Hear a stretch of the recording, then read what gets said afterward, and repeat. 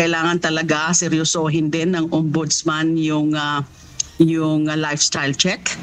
And dapat talaga i-revive uli yan, yung lifestyle check. Duda ang ilang kongresista sa inilabas na Statement of Assets, Liabilities and Net Worth o SALN ng ilang mambabatas. Giit na mga ito isang open secret na may mga hindi nagdedeklara ng tunay na halaga ng kanilang yaman. Ako ngayon natatawa ron sa mga sumite na mga ilang senador. Nakakaawa naman, nandiliit ang kanilang ipinakita.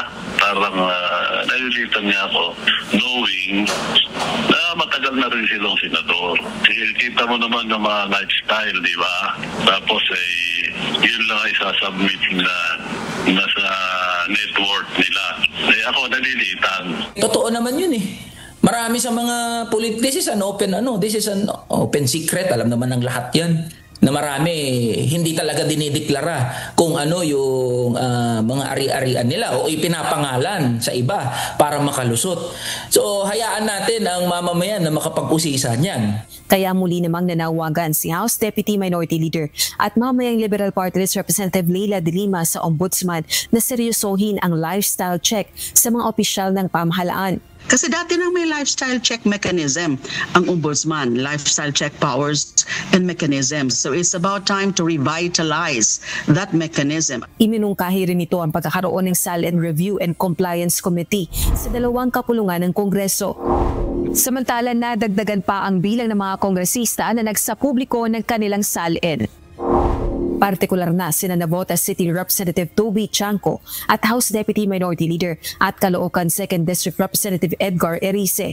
Nagkakahalaga ng 213.93 million pesos ang net worth ni Congressman Chanco. 5 ang kaanak nito sa pamahalaan, kabilang na ang cousins-in-law na sina Pangulong Ferdinand Marcos Jr., Senator Amy Marcos, dating House Speaker later Representative Martin Romualdez at Tingog Party List Representative Yeda Romualdez. Alkalde naman ng Navotas ang kapatid nito. Nagkakahalaga naman ng mahigit 70 million pesos ang net worth ni Congressman Erice.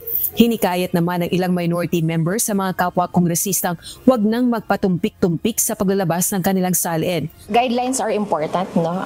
Especially related to the SALN release, no? But what's more important is the call of the times. Nire-reiterate lang ng Makabayan Bloc yung kanyang challenge sa lahat ng mga opisyales, no? Kung walang itatago, ilabas. Lahat ng senador ay nakapagsapubliko na ng kanilang SALN, samantalang sa House of Representatives, sa bilang na mahigit 300, 15 kongresista pa lang ang nakagagawa nito. Rosa Licoz, UNTV News and Rescue. Diyos ang aming sandigan, serbisyo publiko ang aming pinahahalagahan.